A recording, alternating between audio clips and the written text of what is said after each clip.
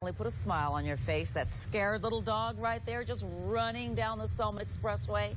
So drivers slowed down, sort of boxed him in, kind of formed a shield with their car. Somebody's recording all this, of course. And the end of the clip, well, you get to see what happens, and it truly does touch your heart. Fox 13's Crystal Clark is here with more on the rescue. And finally, the reunion between the dog and his owners, and we can't wait to hear the end of that, Crystal. Yeah, you know, Cynthia, it turns out his owners were in a pretty bad accident this afternoon around 1 o'clock. The dog, whose name is Max, jumped out of the car window out of fear and then took off running onto the highway. Now, he could have and likely would have been hit on that high-speed road were it not for some good Samaritans.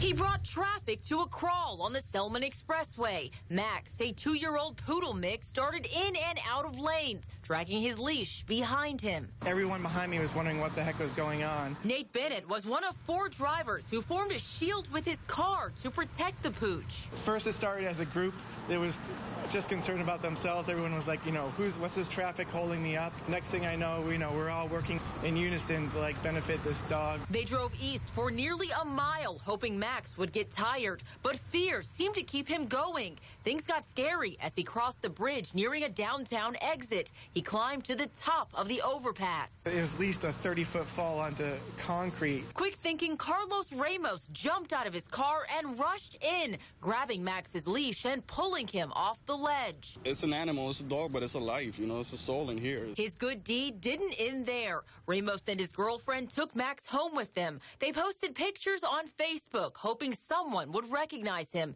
Thanks to thousands of shares, it worked. Maxie, here you go. Chip Kelly saw the post after searching for Max all day. Turns out his daughter Hannah and her fiance were in an accident just off the expressway with Max in the car. The last thing I remember is hitting the median in between the exit and the interstate, hearing the dog bark, and then a few seconds later the dog is gone. He's a wonderful dog.